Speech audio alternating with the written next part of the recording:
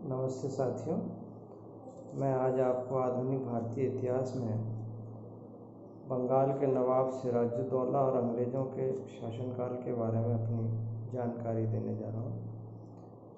जैसा कि मैंने अपने पूर्व के व्याख्यान में बताया कि 740 में सरफराज खां को अपदस्थ कर अलीवर्दी खां ने बंगाल के नवाब के पद को ग्रहण किया था। वह अत्यंत योग्य शासक था, लेकिन दुर्भाग्य से उसका पूरा शासनकाल 1740 से 1756 तक मराठाओं से युद्ध करने में ही बीता। 1756 में जब अलीवर्दी खां की मृत्यु हो गई तो उसका कोई पुत्र नहीं होने के कारण उसकी 3 पुत्रियों के मध्य उत्तराधिकार को लेकर आपस में विवाद हुआ और बाद में षड्यंत्र हुआ, और इसकी परिणति यह रही कि अलीवर्दी खां की सबसे छोटी पुत्री का पुत्र सिराजुद्दौला को बंगाल का नवाब बनाया गया, जिसका विरोध उसकी बड़ी बेटी घसेटी बेगम और उनके विश्वास पात्र राजवल्लभ और एक अन्य छोटी बेटी के पुत्र शौकत जंग ने किया, जो बाद में सिराजुद्दौला और इनके मध्य एक शत्रुता में तब्दील हो गया।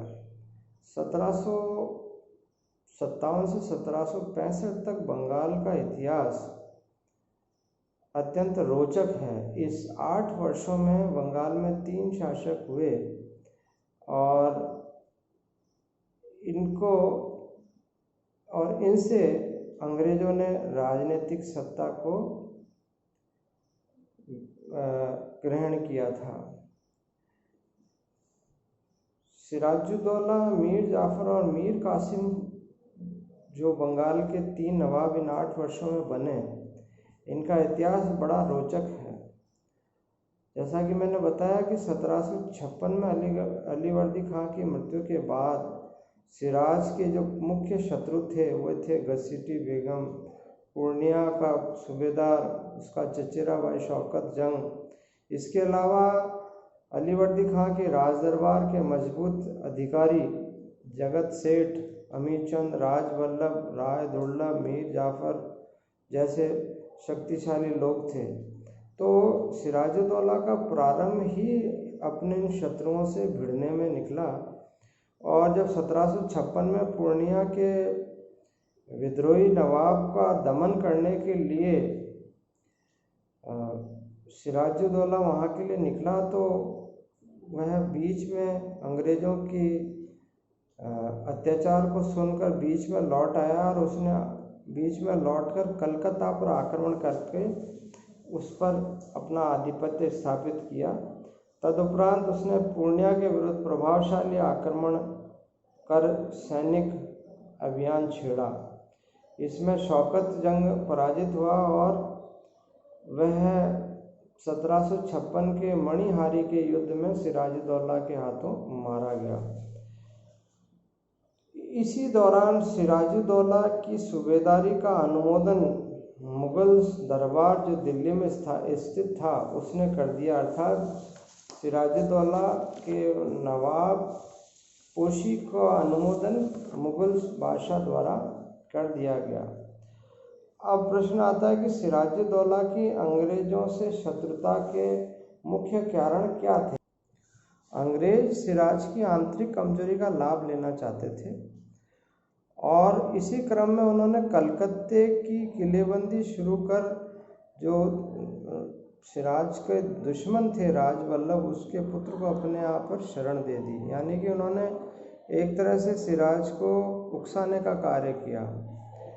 इसके अलावा 1717 में फर्रुखशियार ने जो अंग्रेज़ों को बंगाल में व्यापार करने की दस्तक दी थी, उसका दुरुपयोग अंग्रेज कर रहे थे।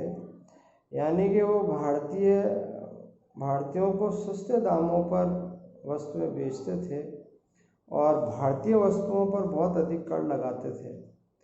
जिसका सिराज ने विरोध किया, क्योंकि स्थानीय व्यापारियों को नुकसान हो रहा था और उसका विरोध भी स्थानीय व्यापार करते हुए इनको रोको भी, इसके मिसयूज़ को रोको।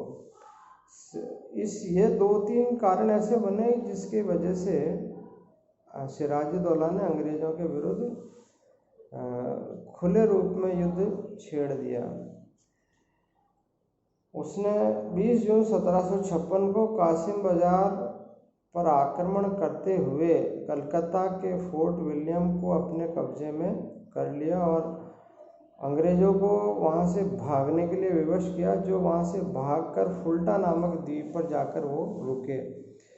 इसी दौरान जो किले में जो अंग्रेज बच गए थे उनको सिराजुद्दौला ने एक काल कोठरी में बंद किया कैदी के रूप में। ऐसा कहा जाता है कि कोठरी इतनी छोटी थी और जिसके कारण 240 से अधिक जो अंग्रेज थे उनको उनमें ठूस दिया गया, वो जो अधिकांश से उसमें मारे गए दम घुटने के कारण। जब अंग्रेजों की कलकत्ता घटना की जानकारी मद्रास में इनके अंग्रेज प्रशासन को मिली तो वहाँ से एडमिरल वाटसन और कर्नल क्लाइव के नेतृत्व में जल तथा थल दोनों मार्ग से सैनिकों ने कूच किया और इन्होंने 1757 में पुनः कलकत्ता पर कब्जा कर लिया। क्योंकि सिराज को अंग्रेज़ों की युद्ध शैली की इतनी जानकारी नहीं थी तो प्रारंभ में मानसिक रूप से इनके दबाव में आ गया और उसने अली नगर की संधि पर हस्ताक्षर कर लिए, जिसमें ये संधि दोनों में एक तरह का समझौता था जो बाद में ज़्यादा नहीं चला और वो समझौते की अवहेलना होने पर पुनः युद्ध हुआ। संधि की जो शर्तें थी वो ये थी कि ईस्ट इंडिया कंपनी मुगल फरमान के अनुसार पूर्व में जो अंग्रेज़ों को व्यापार की सुविधा थी वो पुनः बहाल कर दी गई, जो नवाब ने कर दी, और कलकत्ता के अधिकार पर अंग्रेज़ों का जो भी नुकसान हुआ उसका हर्जाना बंगाल का नवाब करेगा, जो उसने किया। अंग्रेज़ों को अपने किले में सिक्के ढालने का अधिकार भी नवाब ने दे दिया। और जब ये संधि हो गई तो इस संधि के तुरंत बाद कर्नल क्लाइव ने चंद्रनगर पर आक्रमण कर दिया, जिसके कारण बंगाल के नवाब सिराजुद्दौला ने विरोध किया और दोनों के मध्य 1757 में प्लासी का युद्ध हुआ, जो एक महत्वपूर्ण घटनाक्रम है आधुनिक भारतीय इतिहास में। यह युद्ध कम षड्यंत्र ज़्यादा था। इसकी जानकारी हम अपने अगले लेक्चर में देंगे। धन्यवाद।